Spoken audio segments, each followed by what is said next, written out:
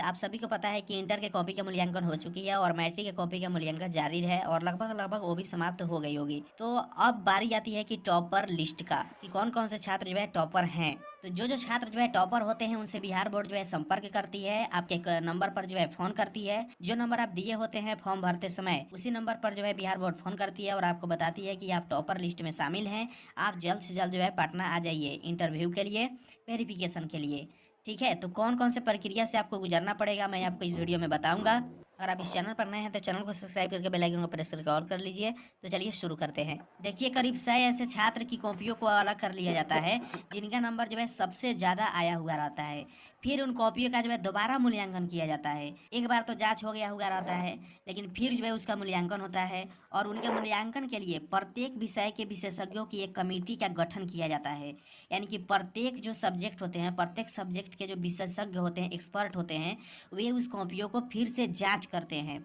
ठीक है, फिर से जो है उसका मूल्यांकन करते हैं कि कहीं कोई गड़बड़ तो नहीं है इस कॉपी में। फिर से जो है मूल्यांकन करने के बाद सबसे ज़्यादा नंबर लाने वाले छात्रों या टॉपरों का वेरिफिकेशन इंटरव्यू होता है।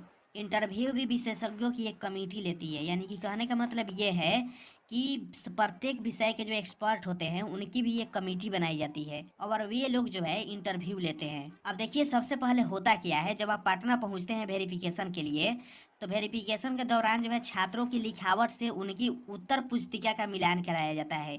यानी कि जो आप एग्जाम दिए हुए रहते हैं, कॉपी जो होता है उससे आपके हैंड राइटिंग को फिर से मिलाया जाता है। आपसे जो है लिखवाया जाएगा और उस लिखावट से मिलाया जाएगा उत्तर पुस्तिका, जो आप परीक्षा दिए हुए रहते हैं जो कॉपी, उससे मिलाया जाता है कि क्या आप ही एग्ज़ाम दिए हैं या कोई और दिया है। यानी कि आपका हैंड राइटिंग मिलाया जाता है।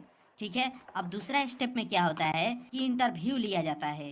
एक छात्र से 13 से 14 परीक्षक जो है बात करते हैं। यानी कि एक छात्र से 13 से 14 जो है शिक्षक बात करते हैं, परीक्षक जो होते हैं एग्जामिनर, वे बात करते हैं आपसे। यानी कि आपसे सवाल जवाब करते हैं। 13-14 परीक्षक होते हैं। अब उसमें एक परीक्षक जो होते हैं 2 से 3 प्रश्न पूछते हैं। इस हिसाब से देखा जाए तो हर छात्र से कम 30 से 40 जो है सवाल पूछे जाते हैं।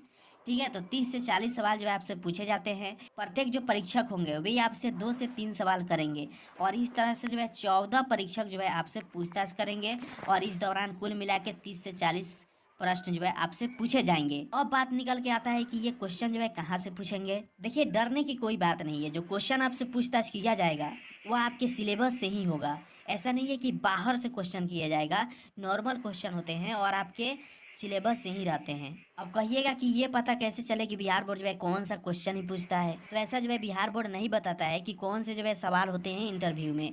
बाकी लेकिन जो भी होता है, जो छात्र जो है टॉपर जो निकल कर आते हैं उनसे सवाल जवाब किया जाता है तो वे बताते हैं कि काफ़ी नॉर्मल सवाल होते हैं और आसानी से वे जवाब दे देते हैं। तो सिलेबस से ही होती है। बिहार बोर्ड भी बताता है कि जो इंटरव्यू होगा वो आपके सिलेबस से ही होगा, बाहर से नहीं होता है।